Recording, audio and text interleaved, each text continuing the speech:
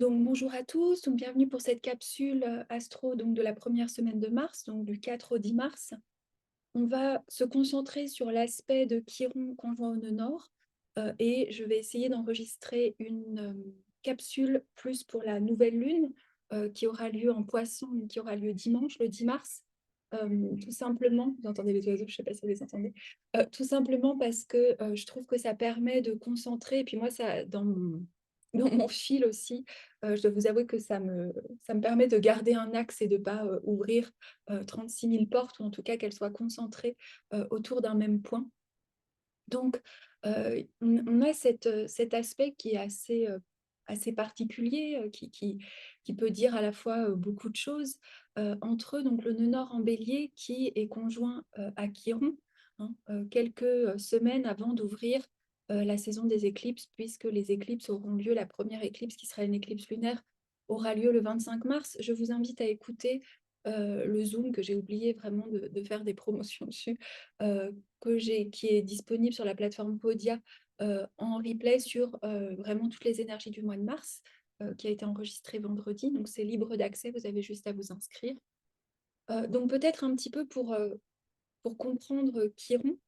Chiron, Chiron, des fois on ne sait pas trop non plus la prononciation, c'est Chiron en anglais, Chiron en espagnol, ce qui sont les livres aussi qui m'ont influencé. On l'associe souvent à l'archétype du thérapeute blessé. Moi, je trouve que euh, Chiron a plus, vous allez m'entendre les deux hein, prononciations, renvoie plus à la dimension du passeur. Et c'est ce que je vais essayer un petit peu avec vous de décortiquer et d'amener, et aussi de voir quelque chose que je trouve assez intéressant cette semaine, c'est qu'on a le nœud nord en bélier, conjoint à Chiron en bélier. Donc la date, c'est le 5 mars. La même semaine, on a Mars qui est le régent donc, du nœud nord et qui est Chiron en bélier dans le domicile de Mars, qui est en sextile au nœud nord, qui est en sextile à Chiron et qui fait son carré à Uranus. Donc on a vraiment une thématique cette semaine pour arriver ensuite à la nouvelle lune qui là introduit une forme de dissolution, mais quelque chose dans notre rapport à notre individualité, à remettre de l'harmonie dans ce je suis, et Mars vraiment dans sa dimension peut-être qu'on a besoin, hein, rappelez-vous les vidéos en septembre, pardon, en octobre, en novembre, j'allais dire l'archétype martien lié à ce guerrier euh, qui souvent dans l'ombre et se manifeste encore par une forme de violence ou de, excusez-moi, qui se manifeste, je suis en train de perdre ma voix, qui se manifeste par une difficulté vraiment je trouve, dans notre société à avoir cette noblesse de Mars, ces chevaliers du cœur, ces chevaliers du Graal. Donc, je pense que dans ce qui se joue, il y a quelque chose de l'ordre de ça cette semaine. Alors, comme toujours, moi, je regarde plus au niveau individuel parce que c'est ce que j'ai plus accès. Je ne suis pas assez l'actualité internationale des fois pour faire trop de corrélations, hein. Donc, si on revient euh, à Chiron, euh, Chiron, c'est cet objet céleste. Alors, des fois, vous entendez que c'est un astéroïde, des fois, vous entendez que c'est une comète. Si on regarde vraiment, il n'a pas assez de choses pour être une astéroïde et pas assez de choses pour être une comète. Donc, c'est un objet un petit peu hybride qui se trouve entre l'orbite de Saturne et Uranus. Donc, ça, c'est intéressant. Il y a les travaux de Catherine Castagnier qui parlent aussi de la symbolique, ce qu'on appelle le mi-point, qui serait la porte visible et la porte visible par rapport à cette théorie des sphères, hein, où quand l'âme descend, elle prend une énergie dans chaque sphère planétaire, et puis ensuite, quand elle remonte, elle redonne, et Chiron serait cet entre-deux, j'allais dire, entre Saturne, la limite du visible, et ensuite Uranus, qui fait partie des planètes transpersonnelles. Donc on voit juste dans sa dimension astronomique ce côté vraiment de passage qui va nous éveiller, hein, qui nous amène, on pourrait dire, surtout dans le signe du bélier, Chiron, il a cette dimension de nous éveiller dans notre mythe individuel, d'aller chercher notre quête, dans notre singularité, hein, d'en avoir le courage aussi, vraiment d'entreprendre quelque chose de différent, en tout cas pour répondre à cet appel qui pulse en nous. Et c'est intéressant parce que on est aussi dans ces énergies du poisson qui, là, au contraire, sont cette sorte dite de dissolution, d'indifférenciation, hein, de vouloir revenir à la source. Et là, ça nous parle, malgré notre nostalgie pour beaucoup d'un ailleurs, comment on peut s'individualiser et s'incarner. Donc Chiron, il est apparu dans le système solaire, en tout cas, il a été découvert en 77. Il était en taureau à l'époque. Et certains vous disent qu'il pourrait repartir. Il a tellement une orbite particulière, hybride, qu'il se peut qu'il reparte du système. Hein. Donc, il y a ce clin d'œil un petit peu de Chiron qui serait venu symboliquement nous donner une clé. Regardez son glyphe. Hein. Il a vraiment, si vous le mettez, alors là j'ai justement le livre de Catherine Castagnier, hein, si vous mettez on dirait vraiment une clé, si vous le mettez à l'horizontale, c'est une clé à la verticale, donc qui nous ouvre d'autres mondes et qui va amener ce passage j'allais dire, entre l'ancien et le nouveau. Hein. Euh, Pourquoi on l'a associé beaucoup aux thérapeutes blessés? Je pense que c'est lié à la mythologie de Chiron. Alors, Chiron, il est particulier parce que euh, son père, c'est Saturne, sa mère, c'est la nymphe Philia. Donc, Chiron est né d'une sorte de viol, on pourrait le dire comme ça. Hein. Et il est rejeté dès la naissance. Hein. Chiron, ni sa mère, ni son père ne veulent le reconnaître. C'est ensuite Apollon qui le recueille et Chiron, il est élevé dans la grotte. Et ce qui est très intéressant au niveau de la symbolique, c'est que son initiation se fait dans la grotte. Dans la grotte du côté obscur, on dit du mont Pélios, et de l'autre côté du mont Pélios, vous avez Jupiter. Rappelez-vous aussi des fois que certains associent le signe du Sagittaire à Chiron dans sa dimension de centaure. Seulement, Chiron, c'est le plus sage des centaures. Hein. Normalement, dans la mythologie, quand vous regardez les centaures, ils sont vraiment encore pris à ce niveau très instinctuel. Hein. Et Chiron, c'est le plus sage des centaures. Et même si certains pensent que c'est par sa blessure qu'il devient guérisseur, quand vous regardez vraiment les textes, il était déjà, c'était quelqu'un qui connaissait l'art des plantes, qui connaissait l'art des étoiles, et qui a été un mentor pour de nombreux dieux, hein, de nombreux dieux ou de héros solaires surtout, hein, notamment Héraclès, sont passés justement dans la grotte initiatique ou la cave initiatique de Chiron pour apprendre cette sagesse très holistique. Hein. Donc c'est pour ça aussi qu'on a ensuite souvent associé Chiron aux thérapies alternatives. Pourquoi? Parce que il réunit les différents plans de par son fait même d'être centaure, c'est-à-dire qu'il est en proie vraiment au contact avec la terre, il connaît la sagesse des plantes, il a ce côté très organique des cycles, il a quand même la conscience évolutive qui le fait tendre vers, il a une tête voilà, d'humain, mais il tend vers les étoiles. Hein. Souvent, il est représenté aussi, et les centaures sont représentés avec cette flèche. Hein. Même si la constellation du Sagittaire, certains disent que c'est pas forcément Chiron, ce serait un autre centaure dont le nom m'échappe juste là. Donc, l'histoire de Chiron, c'est qu'il est, il est immortel et un jour, il est blessé accidentellement par une flèche. C'est cette flèche empoisonnée de l'hydre. L'hydre, rappelez-vous, c'est ce monstre à plein de têtes que Héraclès ou Hercule a combattu. Hein. Alors certains disent que bon, c'était Héraclès qui était ivre et que la flèche l'a blessé. D'autres voilà, disent qu'elle est partie et elle le blesse dans le genou. Hein. Elle le blesse dans cet endroit d'humilité, d'anoblissement, de s'asseoir. Et s'ensuit une souffrance terrible pour Chiron, puisqu'il est immortel, mais il souffre d'une blessure mortelle. Donc il souffre énormément. Et c'est de là où s'approfondit encore plus sa quête, j'allais dire, de trouver un remède à cette souffrance. Dans certaines versions du mythe, il troquera son immortalité contre Prométhée. Hein, pour pouvoir se soulager dans ses souffrances. Hein. Donc, Chiron, il nous met face à cette blessure en nous qui est très initiatique, qui est mystérieuse. J'aime beaucoup Lise Green qui disait, vous m'entendez souvent dire, vraiment, vous regardez l'astrologie des anciens, il y a cette importance de l'ordre, il y a cette importance du cosmos, que tout est ordonné, mais il y a 5% qui appartiennent aux forces du chaos. Platon disait ça. Et elle dit peut-être qu'une hypothèse, c'est que la cause de la blessure de Chiron fait partie de ces 5% du chaos. Parce qu'avec Chiron, vous pouvez chercher et chercher la cause de la cause de la cause. On peut savoir tout notre, je dis souvent, tout notre astro, tout notre karma, toute notre numérologie. C'est toujours là. Il y a cette chose, il y a cette fêlure. Moi, ça me fait penser, alors je crois que c'est Léonard Cohen ou Rumi. Vous savez, c'est vraiment dans la blessure, c'est le lieu où rentre la lumière. Hein. Et souvent, l'initiation, c'est pour ça que je dis que c'est un passeur Chiron, parce que c'est de ce même endroit où on se sent fêlé, où on se sent dans cette vulnérabilité qu'on se redresse et qu'on s'ouvre à une sensibilité, hein. La femme de Chiron, c'était Charil Co. Il y a des gens, alors je ne suis pas spécialiste, mais qui ont beaucoup étudié aussi les centaures, hein, que vous pouvez placer dans vos thèmes. Et il y a cette idée d'une énorme compassion, d'une énorme, comment on pourrait dire, sensibilité à la souffrance d'autrui, avec une, une quête vraiment d'aider les personnes, pas forcément à guérir. C'est pour ça que c'est pas forcément non plus un guérisseur, dans le sens, on vous dit pas, on va vous fixer, vous avez un problème. Je pense pas que Chiron parte du principe, dans nos thèmes, qu'on a un problème et qu'il faut donc qu'on trouve une technique pour résoudre ce problème.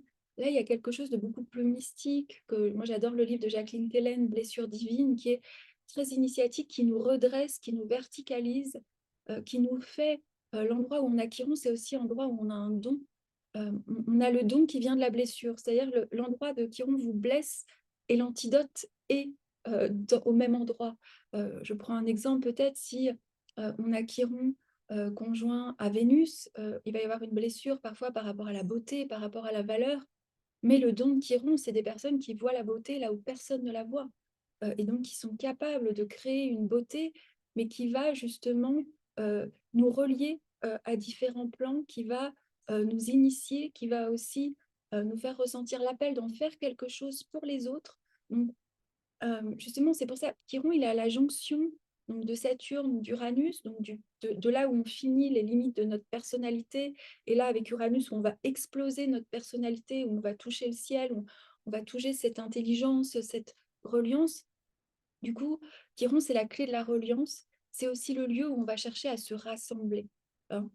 Et du coup, pour revenir, parce que j'ai fait une longue discrétion, enfin, je ne vais pas regarder là, euh, je trouve que le nœud nord qui nous indique là où on est appelé dans une forme d'évolution pour l'astrologie évolutive, euh, mais aussi l'astrologie védique nous met en garde toujours du nœud nord, parce que c'est le lieu où on peut tomber comme les démons qui siègent pour eux au nœud nord, dans une sorte de délit d'hubris que les Grecs nous mettent toujours en garde, qui est se prendre pour, surtout dans le bélier, pour je ne sais pas qui, et du coup se casser la gueule parce qu'on a manqué d'humilité.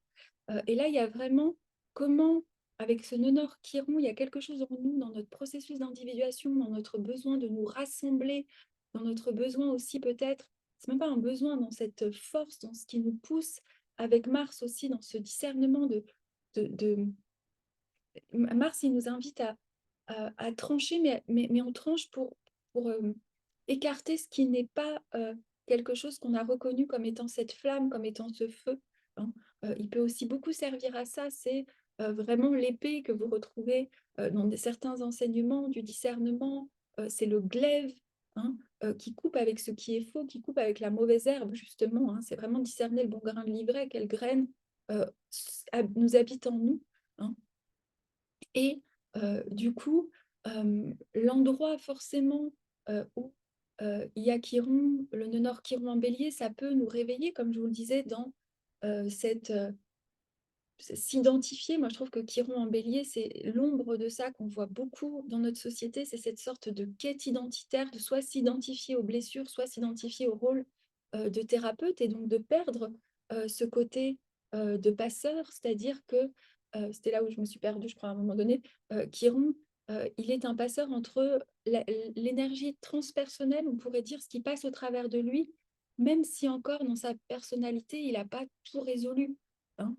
Même si encore des fois il est dans son identité de personnage, de victime, mais ça ne l'empêche pas, justement, quand il trouve cette clé de sa verticalité, de pouvoir accès à une sagesse, qu'elle soit celle des étoiles, qu'elle soit celle des plantes, qu'elle soit celle de l'artiste, qu'elle soit celle euh, du, d'une fonction chamanique qu'on associe parfois à Chiron, mais dans le sens où il peut accéder à différents plans, hein.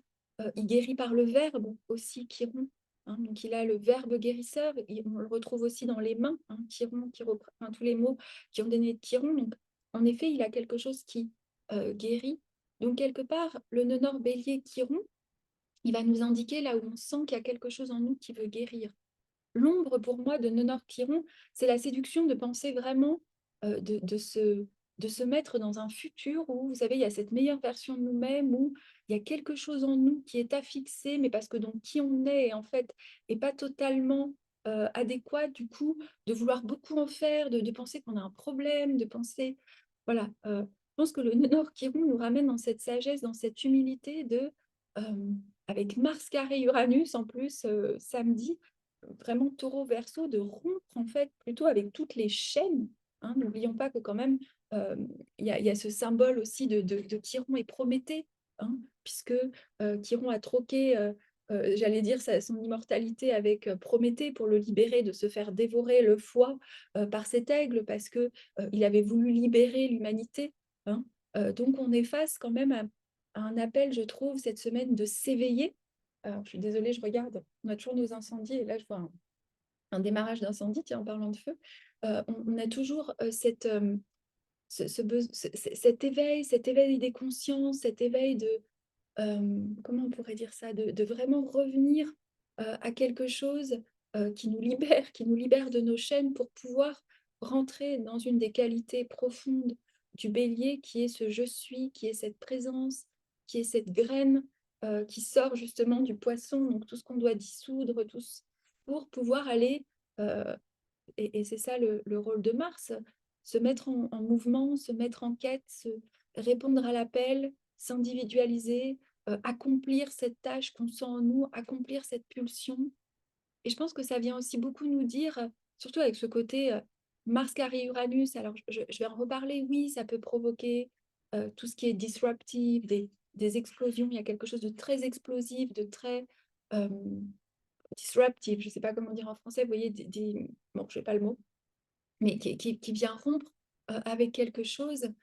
Et à la fois, je pense qu'au niveau individuel, outre ce qui se passe, c'est vraiment mais rompre avec les chaînes, justement, les chaînes qui nous enchaînent justement à quelque part, les chaînes de la souffrance, les chaînes de l'identification à la souffrance. Alors, je ne dis pas c'est facile, et justement, c'est pour ça que Chiron, il a aussi cette extrême compassion, cette extrême humilité de reconnaître que peut-être, eh ben, en fait, il est encore boiteux, et que des fois, ça fait mal, et que des fois, on a du mal à plier, et que il y a cet endroit en nous tellement sensible. Hein. Alors, vous savez, je partage peu souvent, en tout cas en public comme ça, mais mon thème, moi, je crois que j'ai jamais... Bon, Chiron, il touche toutes mes planètes en taureau. Donc, mes 6 planètes touchent Chiron, il fait des quinconces au transpersonnel. Donc, c'est mon apex de iode. Enfin, il y a vraiment une présence très, très forte de Chiron. Et d'ailleurs, la première fois qu'on m'a lu mon thème, on m'a pas mis Chiron. Du coup, j'ai pas compris, parce que il y avait pas cette dimension-là. Et je me dis toujours, comme l'antidote est là dans Chiron en bélier, c'est... et Nord, c'est oser exister. Vous savez, c'est vraiment oser juste être qui on est. Euh, Parce que souvent, avec Chiron, on ne se sent pas légitime, et on se sent boiteux, et on pense qu'on n'est pas assez. Et là, dans ce bélier, avec Mars carré Uranus, il y a une sorte de libération, de se dire, mais on a le droit d'être notre graine, et notre graine, elle a le droit d'être verte, rose, violette, tout ce que vous voulez, on a juste le droit d'être, cette autorisation. Et oui, Chiron, ça pourrait être, des fois, certains disent la blessure du rejet, la blessure d'injustice. Je crois qu'il les a toutes. La blessure, parce qu'il est rejeté, il est abandonné, c'est injuste, sa blessure. Après, il peut y avoir, je ne sais pas s'il a la honte, hein, mais il a culpabilité peut-être de ne pas comprendre pourquoi on a mal. Et moi, je trouve que le grand cadeau de Chiron, c'est quand on voit que ce qui nous fait le plus de difficultés, cette hypersensibilité pour beaucoup qui ont Chiron, comme je disais, cette sensibilité à Vénus, ou euh, cette sensibilité avec Mars, de la peur de blesser, de la peur de ne pas faire aussi, parce qu'on a vraiment peur de blesser les autres avec Chiron, mais quand on voit que cette sensibilité nous donne un cadeau aussi pour le monde, que ce soit Chiron-Vénus, parce que vous avez cette sensibilité au beau, et donc vous êtes capable de créer de la beauté ou de voir le beau chez les personnes. Mars, il y a cette noblesse d'agir vraiment sans faire de mal, euh, et en étant dans une prudence par rapport aux autres, oui, dans une conscience de ce lien qui nous unit tous avec le soleil. Alors peut-être, oui, on n'a pas beaucoup confiance en nous, mais ça nous aide justement, par contre, à voir le soleil chez l'autre. Hein. La lune, on a souvent des difficultés à prendre soin de nous-mêmes, et qu'est-ce qu'on est doué à prendre soin des autres, à comprendre. Et c'est tout un travail souvent pour soi, ça demande pas de s'abandonner, mais c'est de sentir que parce qu'on a quelque chose qui laisse passer la lumière. Et cette lumière, plus on arrive à voir qu'en fait, elle passe au travers de nous et elle peut aider beaucoup, plus il y a quelque chose de très beau et je dis pas qu'on résout et je dis pas que des fois ça fait pas mal, j'ai pas ces prétentions-là avec Chiron, mais du coup, c'est plus acceptable. On apprivoise quelque chose parce que on a vu que c'était une clé qui nous rassemble, et que du coup, même si des fois on se sent dans la grotte, et ben que même cette grotte, elle a sa place parce que il y a des puissances qui habitent la grotte, parce qu'il y a une richesse dans tout le sol, dans tout ce qui habite sous terre, il y a aussi cette richesse. Et du coup, donc on a vraiment, voilà, on a cette forte énergie cette semaine qui va nous accompagner, comme je vous dis, parce que dans de nombreuses lunaisons là, de ce mois, elle est présente. On a aussi donc avant le carré Uranus-Mars, on a la conjonction Mercure-Neptune le 8 mars, donc vendredi. Donc ça, c'est vrai que c'est vraiment accepter de ne pas comprendre, de se laisser dissoudre, qu'il y a quelque chose en nous qui lâche le mental, hein. Souvent, c'est le plus dur, hein. On sait qu'on se fait beaucoup mal des fois avec notre tête, hein. Et souvent, même si la blessure de Chiron est physique, il y a aussi cet aspect très mental qui peut y avoir aussi, hein, dans se libérer justement euh, de ces prisons, de ce qui nous enchaîne. Donc là, il y a un beau transit pour se laisser dissoudre. Alors, c'est pas forcément, par contre, Mercure-Neptune, un transit, si vous voulez avoir des idées claires ou avancer sur quelque chose de manière très structurée et très pragmatique, il va falloir accepter le sorte de flou neptunien ou de se laisser inspirer et justement de se laisser emmener euh, ailleurs, hein. Donc, c'est toutes ces énergies qui sont le building up de cette nouvelle lune qui nous permet de cette renaissance pour émerger, parce qu'après vienne la nouvelle année astrologique, hein. Et puis on a Mercure en plus ensuite qui va en bélier. On aura ensuite les planètes au mois d'avril qui vont passer en bélier. Et on a ce fameux carré Uranus-Mars. Donc on a eu aujourd'hui, hein, moi je devais aller voir les baleines et le carré, pour moi, Vénus carré Uranus, c'était qu'ils l'ont reporté dans 2 semaines. Mais je leur ai dit, bah, il m'a dit, ah, vous êtes très compréhensible. Je leur ai dit, bah oui, c'est Vénus carré Uranus. Donc du coup, bah, je m'attendais à l'imprévu, je ne savais pas quel était l'imprévu, mais du coup, on accepte plus l'imprévu. Ça ne nous empêche pas qu'il arrive. Donc Mars carré Uranus, Mars est en Verseau, Uranus est en Taureau, donc il y a quelque chose entre notre liberté, notre sécurité, vouloir poser des actions pour aller vers cet élan de liberté. Vraiment, alors il peut y avoir un côté radical. Mars, dans la tradition, quand vous regardez les textes anciens, avait beaucoup de ce qu'on a ensuite donné comme qualificatif à Uranus, hein. Donc il y a quelque chose de très explosif, de très radical, de cette envie de tout envoyer péter, hein. Mais c'est aussi, je trouve, l'acte qui libère des chaînes au niveau individuel. C'est aussi la révolution en nous, hein. Donc, le défi, ça va être de calmer peut-être de vraiment calmer quelque chose de nous-mêmes, hein, parce qu'il peut y avoir, vous savez, soit de conduire trop vite, soit. Donc, c'est pour ça, je pense qu'on associe aux accidents, parce qu'il y a quelque chose où notre énergie avec Mars est accélérée. Du coup, il y a un côté très inflammatoire, accentué par Uranus. Donc, ça peut faire péter l'énergie, hein, vraiment, pour le coup. Ça peut faire péter le courant aussi, péter les Internet, ça c'est sûr, hein. Donc, il y a quelque chose comme ça de très radical, mais je pense qu'au niveau individuel, il y a aussi cette invitation très très forte à cette libération dont je vous parlais avec Vénus, là, avec Mars, c'est agir en conséquence, que vous avez vu qui pouvait être libéré en termes de valeur, en termes relationnels. Mars, c'est l'épée qui tranche et qui se dit, mais de toute façon, j'ai rien à perdre, j'y vais.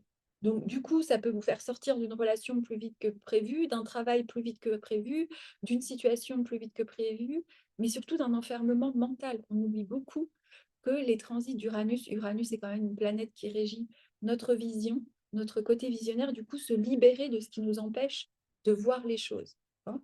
Voilà. Donc, j'essaierai d'enregistrer cette semaine dans mon chaos uranien du Guatemala avec toutes comme vous l'avez remarqué, ce que je compose au quotidien. Donc, mais là, c'était calme, une pleine lune, pardon, une, voilà, je vais y arriver, une vidéo pour la nouvelle lune, Donc, je vous laisse aussi, il m'est venu ce matin, je me suis dit: «Tiens, je vais proposer une séance un petit peu au même tarif que les séances de révolution solaire», je crois que c'est 75 € pour ceux qui veulent regarder vraiment leur chiron dans leur thème. Donc je vais vous mettre le lien dessous, je vous mets le lien aussi des aspects, le lien du replay et je vous mets aussi, comme toujours, mon mail ou mon WhatsApp si vous voulez me contacter pour des choses plus personnalisées. Et je vous souhaite une belle semaine, enfin on se reverra sans doute pour la nouvelle lune.